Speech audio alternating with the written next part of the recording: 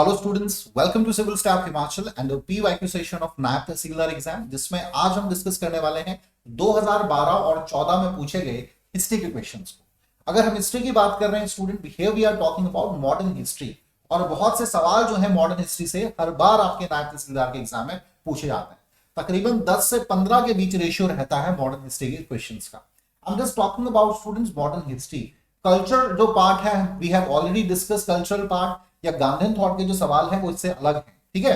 तो अगर इन तीनों ही सेक्शंस की बात करें तो 25 से 30 सवाल आपके बन जाते हैं, ठीक है, तीनों ही सेक्शन से। तो बहुत ही इंपॉर्टेंट पार्ट है, और अगर आप इसमें अच्छी कमांड कर लेंगे तो आपकी सिलेक्शन जो है काफी हद तक सिक्योर हो जाती है। चलिए स्टूडेंट शुरू करते हैं। सबसे पहले जानेंगे कि भाई नायब तहसीलदार के मॉडर्न हिस्ट्री का सिलेबस क्या है। सो मॉडर्न हिस्ट्री का जो सिलेबस है इन जर्नल एडवेंट ऑफ यूरोपियन से शुरू होता है, और यहीं से आपका जो सिलेबस है नायब तहसीलदार का भी स्टार्ट होता है। So advent of Europeans, expansion of British India, ठीक है। Other than this administrative before 1857, जो 1857 के विद्रोह से पहले का प्रशासन था, एडमिनिस्ट्रेशन था, यहां से भी क्वेश्चंस बन जाते हैं। आफ्टर दैट इकोनॉमिक जो पॉलिसीज ब्रिटिशर्स की रही हैं, यहां से क्वेश्चंस आपके बन जाएंगे प्रीलिम्स में। डेवलपमेंट ऑफ प्रेस या डेवलपमेंट ऑफ जो सोशल रिलीजियस रिफॉर्म्स हुई हैं, इसके अलावा डिफरेंट जो फेमस पर्सनालिटीज हैं वहां से सवाल आपके बन जाएंगे, ठीक है। पीस एंड ट्राइबल मूवमेंट जो है आपकी फ्रीडम स्ट्रगल की, यहां से क्वेश्चंस बनते हैं। और जो नेशनल मूवमेंट है आपका, ठीक है, जो फ्रीडम स्ट्रगल मूवमेंट है, स्पेशली जो 1905 से 1947 तक का एरा है, यहां से काफी क्वेश्चंस आपकी एग्जाम्स में पूछे जा सकते हैं। तो तकरीबन जो एंटायर मॉडर्न हिस्ट्री है वो कवर करता है आपके नायब तहसीलदार के एग्जाम में। Now talk about the analysis part की भाई क्वेश्चंस पूछे कैसे जाते हैं, ये समझना बड़ा जरूरी है। सबसे पहला है क्वेश्चंस आपके बुक्स एंड राइटिंग से काफी सवाल बन जाते हैं कि भाई ये जो पर्टिकुलर बुक है किसके द्वारा लिखित है, या ये जो पर्टिकुलर आइडिया है ये किस बुक से लिया गया है। इसके अलावा डिफरेंट राइटिंग्स हैं, राइटिंग्स में हम जर्नल्स की बात कर सकते हैं, राइटिंग में हम डिफरेंट मैगजीन्स की बात कर सकते हैं, न्यूज़पेपर्स की बात कर सकते हैं, स्पेशली जो पब्लिश हुई हैं आपकी फ्रीडम स्ट्रगल ऑफ इंडिया के समय में। तो यहां से क्वेश्चन स्टूडेंट्स आपके एग्जाम में पूछे जा सकते हैं। अदर देन दिस 2-3 सवाल आपके कोर्ट से भी पूछे जाते हैं कि भाई फ्रीडम स्ट्रगल के समय स्पेशली जो कोर्ट्स कही गई हैं डिफरेंट स्कॉलर्स द्वारा, या आपके जो फ्रीडम स्ट्रगलर्स थे जिन्होंने भूमिका इंपॉर्टेंट प्ले की है स्वतंत्रता संग्राम में, उनकी जो सेम्स हैं वहां से भी सवाल आपके एग्जाम से पूछे जाते हैं।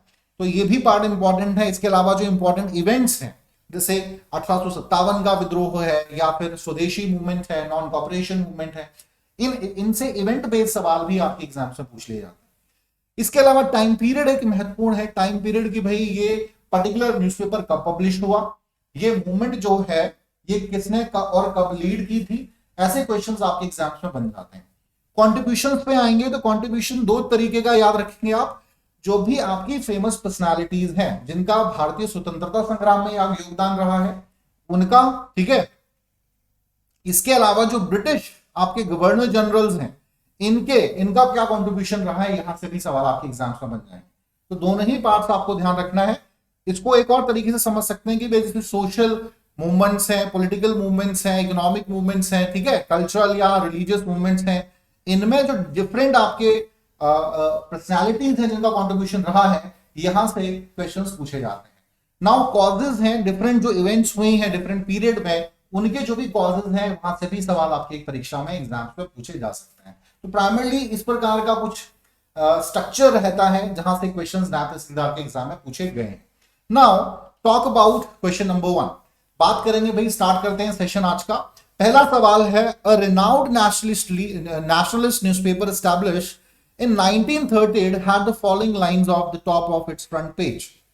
क्या ये लाइंस थी, जिसकी न निज गौरव तथा निज देश का अभिमान है, वह नर नहीं नर पशु निराहे और मृतक समान है।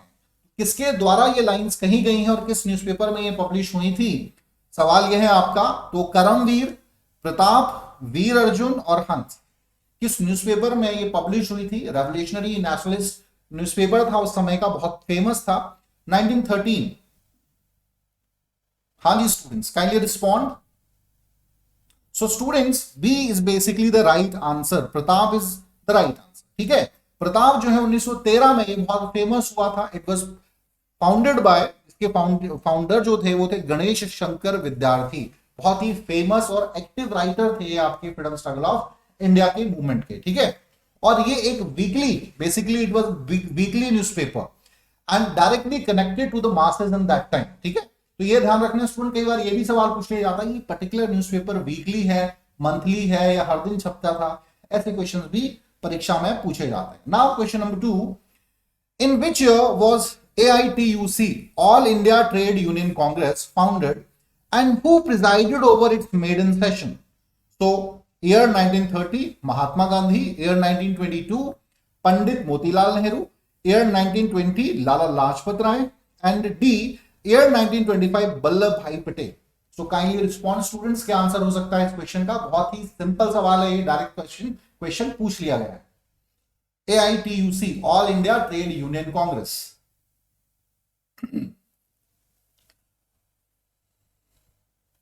So C is basically the right answer. 1920 में आपके all India national Congress, all India trade union Congress की स्थापना की गई थी लाला लाजपत द्वारा, ठीक है। बहुत ही प्रोमिनेंट ये संस्था बनी रही, वन ऑफ द जो आपकी अर्लीस्ट ट्रेड यूनियंस हैं उनमें से पहली ये संस्था रही है, ठीक है। और फर्दर इंडियन नेशनल कांग्रेस के साथ इसकी कनेक्टिविटी रही। ऑलराइट, ये ध्यान रखेंगे student basically.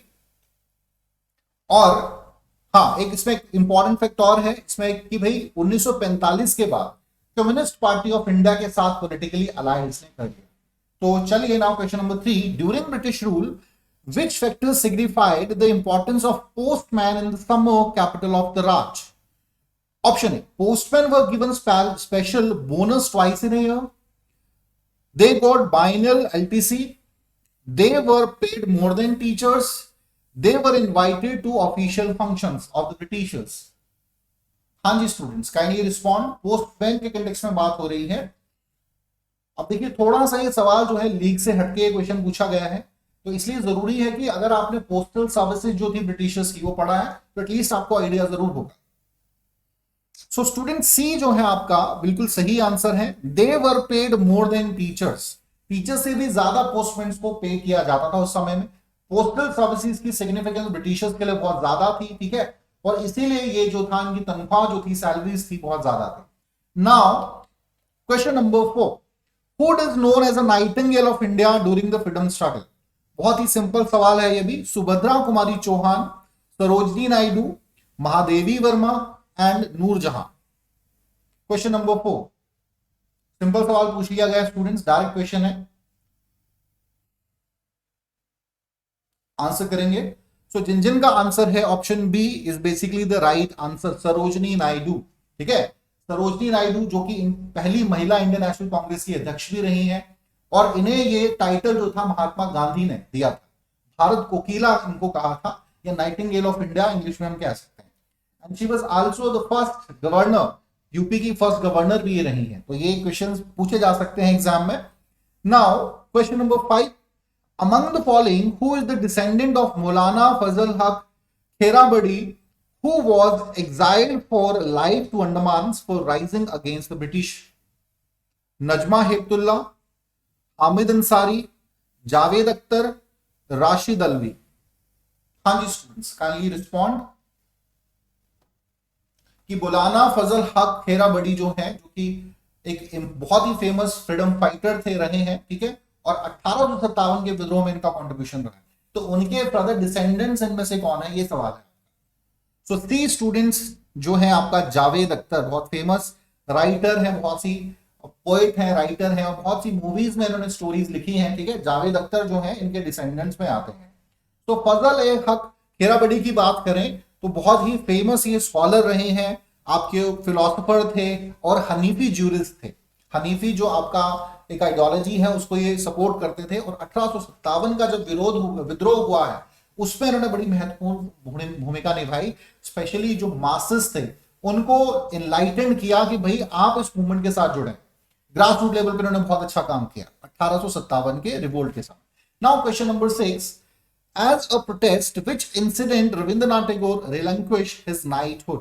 Title of knighthood अगर आपको याद हो, partition of Bengal, exiled of Lokmanya Tilak, Jallianwala massacre and hanging of Bhagat Singh. हाँ जी स्टूडेंट्स, क्वेश्चन नंबर 6,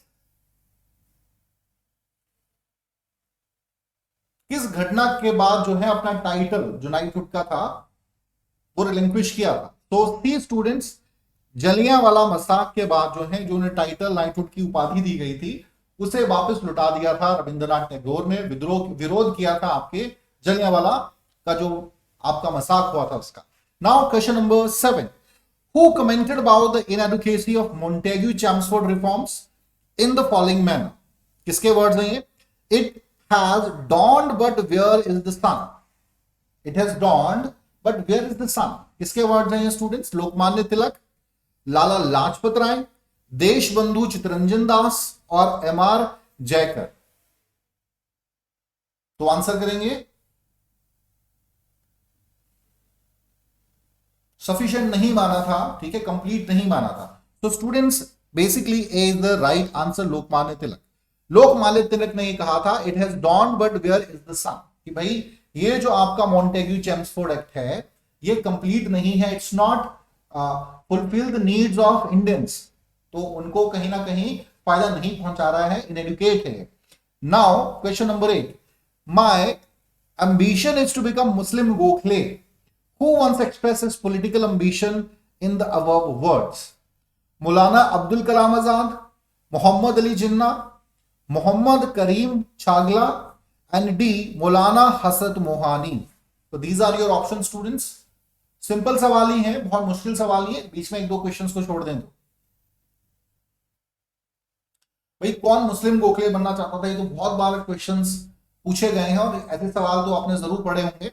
तो मोहम्मद अली जिन्ना, मोहम्मद अली जो जिन्ना थे, he was highly inspired by जो गोपाल कृष्ण गोखले थे, उनसे बहुत ज्यादा इंस्पायर्ड थे। उनके मानना था कि भाई मैं मुस्लिम गोखले बनना चाहूंगा, जो गोखले का कंट्रीब्यूशन रहा है उसी प्रकार से मुस्लिम कम्युनिटी के लिए मैं पॉलिटिकली एक्टिव होकर काम करना चाहूंगा, ठीक है।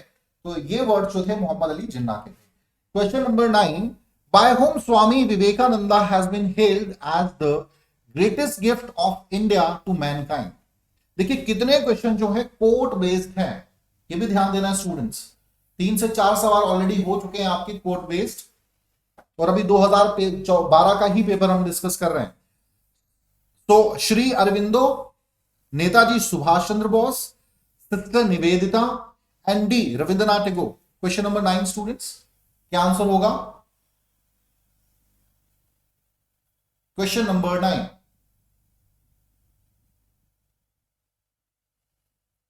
सो सी जो है आपका बिल्कुल सही आंसर उत्तर है, सिस्टर निवेदिता। सिस्टर निवेदिता जो थी एक आयरिश लेडी थी, आयरिश टीचर थी, सोशल एक्टिविस्ट थी, ठीक है, और बहुत ज्यादा कंट्रीब्यूशन, बहुत सोशली एक्टिव रहती थी। But when she came into the contact of Swami Vivekananda, her life was completely transformed and she joined, ठीक है, उनकी डिसाइपल ये बन गई। और बहुत ज्यादा योगदान इनका रहा है आफ्टर द डेथ ऑफ स्वामी विवेकानंदा। जब उनकी डेथ हुई है तो जो रामकृष्ण मिशन था उसको उन्होंने लीड किया, रामकृष्ण शारदा मिशन के नाम से भी उन्होंने मूवमेंट को लीड किया था, ठीक है। तो ये आपको याद रखना है, sister Nivedita. Question number 10, define the orders of viceroy lord Curzon, ruler of which princely state mustered the courage to remain abstain from Delhi Darbar held in 1903 to celebrate the coronation of Edward 7। हाँ जी स्टूडेंट्स, मंडी, सुकेत, मेवाड़, बड़ौदा। आंसर करेंगे भाई किसने हिम्मत जुटाई थी विरोध करने की कि कोरोनेशन में शामिल नहीं होंगे, किस प्रिंसली स्टेट ने? सो ऑप्शन इज बेसिकली सी, मेवाड़ का जो प्रिंसली स्टेट था उन्होंने उस समय वायसराय लॉर्ड कर्जन थे, ठीक है, और उस समय विरोध करना, क्योंकि मैक्सिमम उस समय तक काफी प्रिंसली जो स्टेट्स थे they have accepted the suzerainty of Britishers. So even in that time Mewar के जो प्रिंसली स्टेट के रियासत के राजा थे, रूलर थे, उन्होंने डिफाई किया कि भाई हम जो है इस कोरोनेशन में शामिल नहीं होंगे। तो ये बहुत बड़ी बात थी उस समय, ठीक है, तो याद रखेंगे student. Now question number 11, who has given stirring poetic expression to the sentiments that stirred the people before the first war of independence 1857 in the following manner? सिंहासन हिल उठे राजवंशों ने भिट्टी तानी थी, बूढ़े भारत में आई फिर से नई जवानी थी, खूब लड़ी मर्दानी वो तो झांसी वाली रानी थी। अगर ये आपको याद हो अच्छे से स्टूडेंट्स, दूर फिरंगी को करने की सबने मन में ठानी थी, चमक उठी सन 57 में, वो तलवार पुरानी थी। ठीक है, तो ये लाइंस बहुत फेमस है, स्कूल टाइम में शायद हम सभी ने ये पढ़ी है किताबों में, पोएम्स में। सो किसके द्वारा लिखित ये पंक्तियां हैं, ये आपको बताना है। माखनलाल चतुर्वेदी, बालकृष्ण शर्मा नवीन, सुभद्रा कुमारी चौहान, एनडी महादेवी वर्मा। आंसर करेंगे स्टूडेंट्स। क्वेश्चन नंबर 11, बहुत ही फेमस ये लाइंस हैं, आई थिंक हम सभी ने ये पढ़ी है, कि जो झांसी की रानी के बारे में उनकी वीरता को दर्शाते हुए जो उनका वेलोर था, ठीक है, जिस करेज के साथ उन्होंने 1857 के विद्रोह में पार्टिसिपेशन दिया था ब्रिटिशर्स के खिलाफ, उसे ब्यूटीफुली हाईलाइट किया है इन पंक्तियों के माध्यम से सुभद्र कुमारी चौहान ने। ठीक है, तो C is basically the right answer. Now Subhadra Kumari Chauhan थी कौन? तो ये बहुत ही फेमस आपकी एक्टिविस्ट रही हैं, जिन्होंने फिर नेशनल जो मूवमेंट थी हमारी, उसमें बहुत एक्टिवली पार्टिसिपेट किया, और ये पहली फीमेल सत्याग्रही थी जिन्हें नागपुर में अरेस्ट किया गया था। 2 बार इन्हें अरेस्ट किया गया, और नॉन कॉपरेशन मूवमेंट में इनकी बहुत एक्टिवली पार्टिसिपेशन रही। Even in quit India movement भी इनकी सहभागिता जो थी वो सम्माननीय थी। चलिए स्टूडेंट, लेकिन जो स्पेशली इनको याद रखा जाता है वो इन जो झांसी की रानी पर इनकी एक कविता है, उसके लिए इनको याद रखा जाता है। Now question number 12, who was the founder of Arya Samaj? K M. Munshi, Swami Vivekananda, Lala Lajpat Rai, Swami Dayanand Saraswati. हाँ जी students, kindly answer. Arya Samaj के फाउंडर है, तो बहुत ही सिंपल सवाल है, 9th-10th में आपने पढ़ा होगा ये तो। सो डी स्टूडेंट, स्वामी दयानंद सरस्वती, या जिन्हें महर्षि दयानंद सरस्वती भी कहा जाता है। ठीक है, जिन्होंने ये कहा कि भाई हमारी जो वैदिक संस्कृति है, वे मूव बैक टुवर्ड्स वेदास, ठीक है, वेदों की तरफ बढ़िए, ये उनका कहना था। जो हमारा सनातन धर्म है वो सर्वोपरि है, हमें उसी को फॉलो करना है। And India is for Indians, ये भी उन्होंने आइडिया जो था इसको प्रोपाउंड किया था। स्वराज का जो थॉट है, जिसे ब्रदर लोकमान्य तिलक ने प्रचलित किया। चलिए स्टूडेंट्स, अगले सवाल पे आएंगे, question number 13, who is the editor of Bahishkrit Bharat? Vinoba Bhave, V R. Ambedkar, Dada Bhai Naoroji and Lord Curzon. Question number 13, kindly respond. क्या आंसर होगा? बहिष्कृत भारत किसके द्वारा एडिट की गई थी? कौन एडिटर थे इसके? बहुत ही फेमस ये मराठी आपका लेख है। So B is basically the right answer, B R. Ambedkar. ठीक है, 1927। सो मूक नायक और बहिष्कृत भारत, मूक नायक जो है 1920 और बहिष्कृत भारत 1927, ये 2 मराठी जर्नल्स थे जिनको एडिटेड किया था बाबा जो डॉक्टर वी.आर. आंबेडकर हैं उनके द्वारा। सिंपल याद रखेंगे स्टूडेंट्स। तो जितने भी आपकी प्रोमिनेंट पर्सनालिटीज हैं, those have participated in the freedom struggle of India और in the making of the constitution of India, उनकी जो भी राइटिंग्स हैं वो आपको जरूर याद रखनी पड़ेंगी। यहां से सवाल बनते हैं बहुत से। Now question number 14, who founded the Kirti Kisan party? S S. Mirajkar, S V. Ghate, Sohan Singh Josh, N D. Narendra Dev. Question number 14 students, Kirti Kisan party,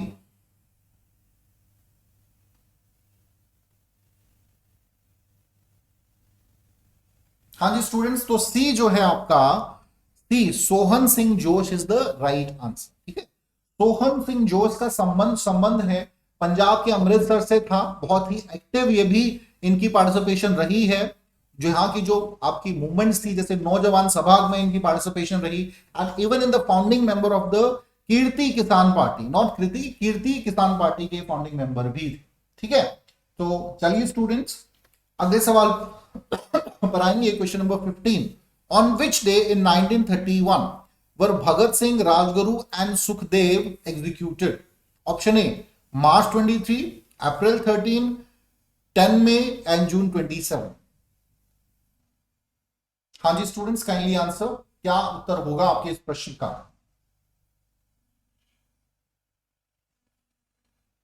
बहुत सिंपल सवाल है ये, तो सभी को याद होगा, मार्च डे है ना। सो ए जो है आपका मार्च 23, शहीदी दिवस भी मनाते हैं इसी दिन।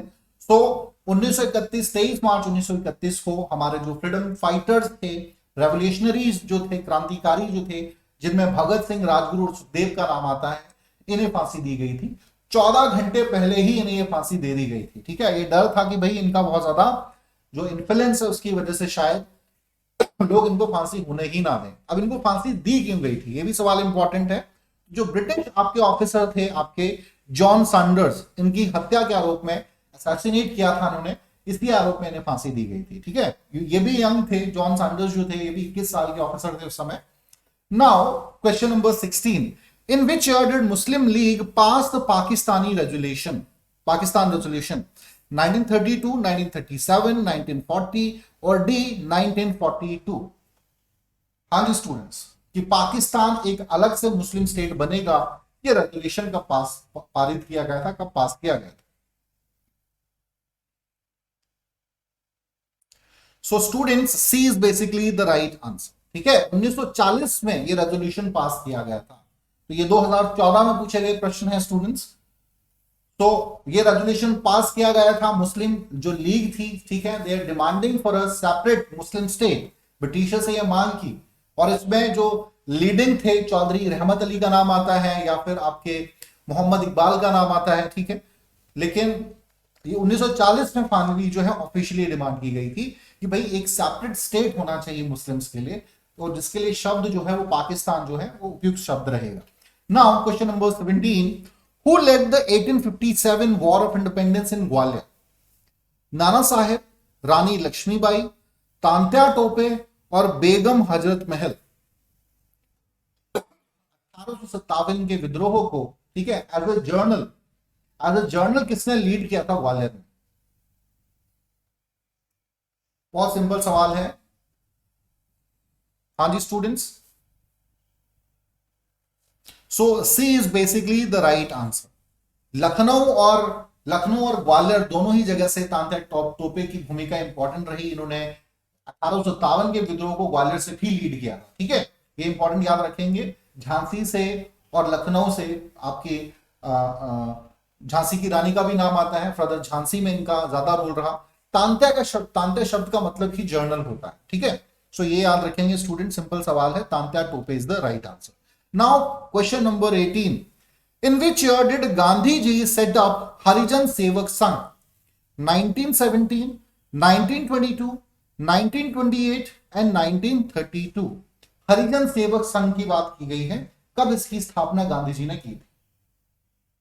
ये भी आसान सवाल है, ये पहले भी मैं डिस्कस कर चुका हूं आपसे। तो हाँ जी students, kindly answer D is the right answer, 1932। In order to, ठीक है, अपलिफ्ट द डिप्रेस्ड क्लासेस, जो आपकी हरिजन समाज है स्पेशली, उनके अपलिफ्टमेंट के लिए ये अलग से जो है आपकी संघ की स्थापना की गई थी, जो कि एक नॉन प्रॉफिटेबल ऑर्गेनाइजेशन थी, and it was founded by Mahatma Gandhi. तो ये सिंपल याद रखेंगे। और इसका हेडक्वार्टर जो है वो दिल्ली में, किंग्सवे कैंप में, दिल्ली में इसका headquarter. Now question number 19, which of the following reduced the age entry into ICS from 21 to 19 years? Lord Ripon, Lord Curzon, Lord Lytton और Lord Dufferin? हाँ जी स्टूडेंट्स, काइंडली आंसर, क्या उत्तर होगा इस प्रश्न का? कि भाई ICS, इंडियन सिविल सर्विसेज की 21 से कम करके 19 साल कर दी थी। तो सही उत्तर है आपका सी, लॉर्ड कर्जन जो है, लॉर्ड लिट्टन जो है, उन्होंने इसकी उम्र को कम कर दिया था, 21 से 19 साल कर दिया था। ऑफ कोर्स नहीं चाहती थी ब्रिटिश गवर्नमेंट की भाई जितना मुश्किलें हैं उतनी ज्यादा बढ़ाना चाहती थी कि इंडियन की सहभागिता इंडियन सिविल सर्विसेज में कम रहे। ठीक है, बहुत गिने चुने ही पहुंच पाते थे कि 19 साल की उम्र में कितने लोग ग्रेजुएट हो पाएंगे, सबसे बड़ी बात है, आज नहीं हो पाते हैं, आप खुद ही लगा लीजिए। तो उस समय तो वैसे ही एजुकेशन में, पढ़ाई लिखाई में बहुत लेट एडमिशन होती थी इंडियंस की, तो ये कुछ उस समय स्टांस लिया गया था ब्रिटिश ब्यूरोक्रेसी द्वारा। Now question number 20, when was the capital of India shifted from Calcutta to Delhi? 1905, 1909 and 1911 and 1916। हाँ जी स्टूडेंट्स, काइंडली रिस्पॉन्ड कि कब कलकत्ता से दिल्ली जो है राजधानी को ब्रिटिशर्स ने बदला था?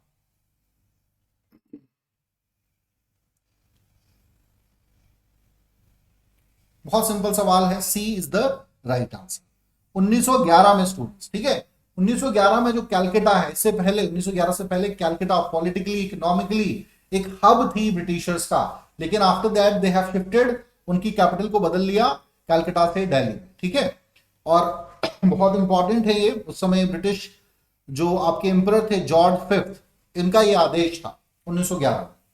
चलिए students, question number 21, under which act provision was made for the first for the election of some non-official members in the Central Provincial Legislative Council? तो हाँ जी आंसर करेंगे, Indian council act 1861, Indian council act 1892, Indian council act 1909 and government of India 1919। हाँ जी students, answer करेंगे कि भाई किस act में नॉन ऑफिशियल जो मेंबर्स थी उनकी संख्या बढ़ाई गई थी central and provincial legislative council. बहुत इंपॉर्टेंट है ये।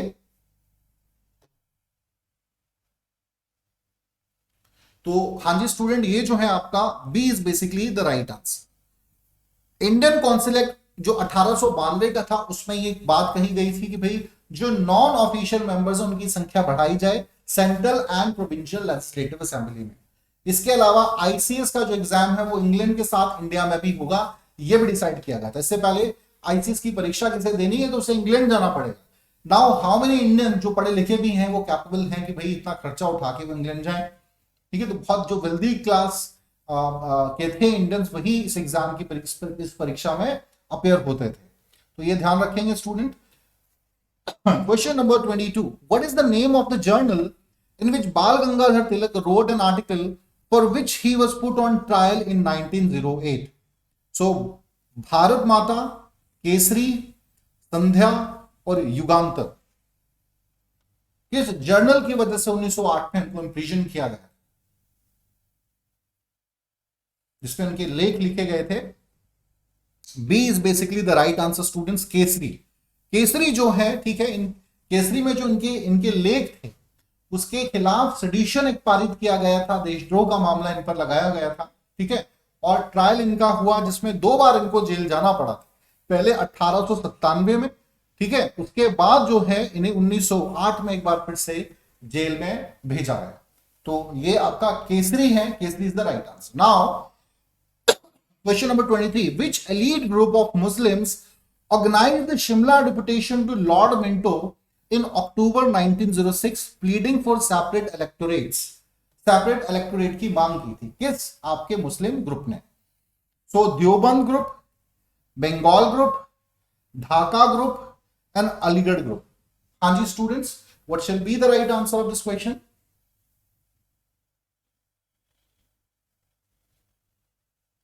आंसर कीजिए। So students, D is basically the right answer. Aligarh group जो है उसके जो मुस्लिम मेंबर्स थे उन्होंने शिमला डेपुटेशन को ऑर्गेनाइज किया। लॉर्ड मिंटो 1906 का ये मामला है और ये मांग की कि भाई हमें सेपरेट इलेक्टोरेट चाहिए, ठीक है। तो ये इंपॉर्टेंट घटना हुई थी स्टूडेंट वायसराय लॉर्ड मिंटो के समय, ये भी ध्यान रखेंगे कई बार। और आप जानते हैं 1906 में फिर मॉडल मिंटो एक्ट पारित किया गया है जिसमें सेपरेट इलेक्टोरेट की बात भी की गई है, but the demand was raised earlier than that, उससे पहले ही ये जो अलीगढ़ ग्रुप है उन्होंने डिमांड की थी। Now talk about question number 24, eight which session did the Congress party for the first time demanded Swaraj Sushashan? 1905, 1906, 1907, 1909? Question number 24, kindly answer.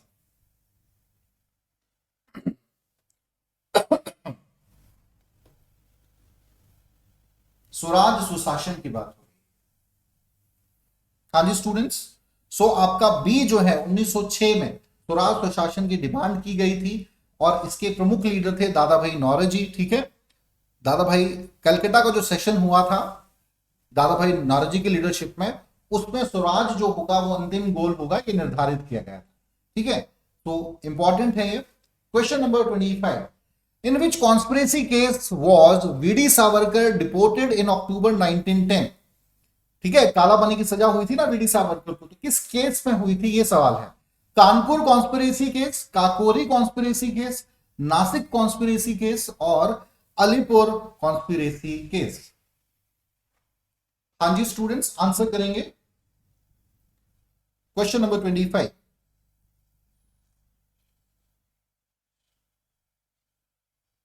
सो नासिक जो conspiracy case है, ठीक है, नासिक के जो जज थे वहां के, एएमडी जैक्सन जो मजिस्ट्रेट थे, उनको एसेसिनेट किया था। वो ड्रामा देख रहे थे, उन्हीं को ऑनर करने के लिए एक ड्रामा ऑर्गेनाइज किया गया था थिएटर में। वो वहां गए थे उस ड्रामा को देखने और वहीं जो है उनको शॉट डेड किया था। अब शॉट डेड करने में अभिनव भारत सोसाइटी का नाम आता है, जिसमें अभिनव भारत सोसाइटी के अनंत लक्ष्मण कारेकर उन्होंने शॉट किया था। तो बाद में ब्रिटिशर ने अभिनव भारत सोसाइटी के 27 जो मेंबर्स थे उनको उनके खिलाफ चार्ज किया, उनको अरेस्ट किया, और जिसमें से गणेश सावरकर और वीडी सावरकर का भी नाम आता है। ब्रदर वीडी सावरकर की जो भूमिका थी इसमें, उसको देखते हुए इन्हें काला पानी की सजा दी थी। ठीक है, चलिए student, question number 26, what is the periodicity of publication of गदर?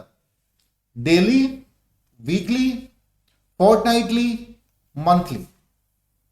गदर का जो पब्लिकेशन था वो किस प्रकार से होता था? डेली होता था, वीकली था, मंथली था, फोर्टनाइटली था, किस प्रकार से था? सिंपल सवाल है।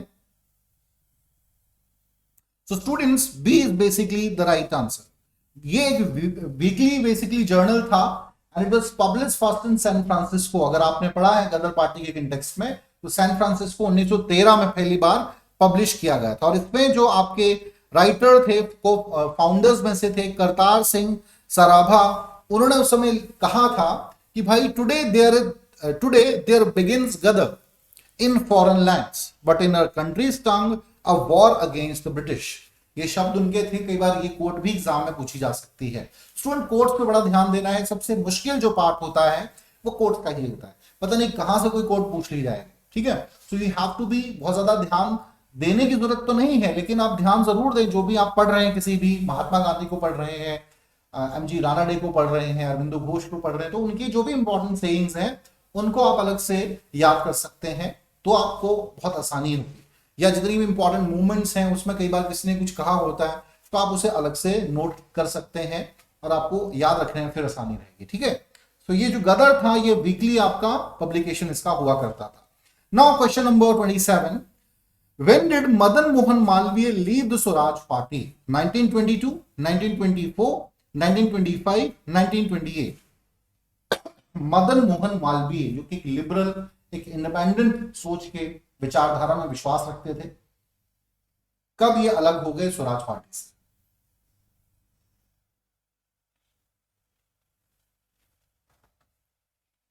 हाँ जी students, so C is basically the right answer. Madan Mohan Malaviya बहुत ही फाइन ये आपके स्कॉलर रहे हैं, एजुकेशन पॉलिटिकल रिफॉर्मर रहे हैं। ठीक है, और बहुत ही फाइन इनका कंट्रीब्यूशन रहा है फ्रीडम स्ट्रगल ऑफ इंडिया में। लेकिन स्वराज पार्टी को उन्होंने ज्वाइन किया था, इवन जो नॉन कॉपरेशन मूवमेंट था उसमें इनकी बहुत एक्टिव पार्टिसिपेशन थी। बट आफ्टर दैट हम जानते हैं भाई चोरा चोर इंसिडेंट हुआ और जो नॉन कॉपरेशन मूवमेंट था उसको महात्मा गांधी जी ने वापस लिया था। उसी के बाद जो है स्वराज पार्टी बहुत एक्टिव हुई, फाउंडेशन हुआ। ठीक है, और धीरे धीरे बहुत तेजी से डिक्लाइन भी हो गया। सीआर दास इसके फाउंडिंग मेंबर थे। ठीक है, अब हुआ क्या कि 1925 में बेसिकली जो आपकी जिन्ना स्पॉन्सर्ड ग्रुप था उनको उन्होंने लेजिस्लेटिव, जो सेंट्रल लेजिस्लेटिव असेंबलीज थी उसमें स्वराज पार्टी ने अपनी सहभागिता दे दी, अपनी पार्टिसिपेशन दे दी। ठीक है, पर इतनी बात से मदन मोहन मालवीय काफी नाराज थे। साथ ही साथ कम्युनिज्म भी काफी हद तक बढ़ रहा था, तो इन बातों को ध्यान में रखते इन्होंने स्वराज पार्टी को छोड़ दिया। चलिए, और इनके साथ लाला लाजपत राय का भी नाम आता है जिन्होंने ड्रॉप किया। Now question number 28, when was All India Workers and Peasant Party set up? 1908, 1919, 1925 and 1928? All India Workers and Peasant Party set up. अगर जानकारी है आपको कि भाई कब बनी थी ये पार्टी, तभी आप आंसर कर पाएंगे। वैसे तो बहुत सिंपल सवाल है। All India workers and peasant party, हाँ जी स्टूडेंट्स, सो डी। ठीक है, 1928 जो आपकी वर्कर्स एंड पीजेंट पार्टी थी। ठीक है, उन्होंने एक सेशन अटेंड किया, all India workers peasant conference in Calcutta, आपका दिसंबर 1928 में। एंड फर्दर इस पार्टी की जो है अलग से स्थापना कर दी गई थी। 16 इसके नेशनल एग्जीक्यूटिव मेंबर थे जो कि इलेक्ट किए गए थे पहले मेंबर्स। ठीक है, तो ये सवाल भी जो है आपके एग्जाम में इसके अलावा भी जो है क्वेश्चंस पूछे बन जाते हैं। इन जो आपकी फाउंडेशन हुई है इस प्रकार की ऑर्गेनाइजेशन की। तो आई होप स्टूडेंट की गॉट एन आइडिया कि कैसे सवाल आपके नायब तहसीलदार के एग्जाम में हिस्ट्री सेक्शन से पूछे गए हैं। और इन पीवाईक्यू सेशन का फायदा ही यही है कि आपको एटलीस्ट आइडिया होना चाहिए, एनालिसिस कीजिए कि भाई किस लेवल के क्वेश्चंस पूछे गए हैं, कि अभी तक जो मेरी पढ़ाई है मैंने प्रिपरेशन की है, कौन से एरिया नहीं कवर हो रहे हैं इसमें, किन लीडर्स को हमें ध्यान से पढ़ना है, because sometime we just focus towards some primary leaders, primary in the sense जिनका शायद हमारे किताबों में, ठीक है, या हम जो भी हमारी एजुकेशन सिस्टम है ज्यादा जिक्र होता है। इसके अलावा जो भी हैं जिनको हम सेकेंडरी शब्द तो नहीं कहना चाहिए, उनका भी बहुत इंपॉर्टेंट योगदान है, लेकिन नाम शायद कम लिया जाता है, तो उनकी तरफ भी ध्यान दीजिए स्टूडेंट। उनकी जो भी कॉन्ट्रीब्यूशंस हैं, उनकी जो राइटिंग्स हैं, उनकी जो सेइंग्स हैं, वहां से भी सवाल काफी पूछे गए हैं।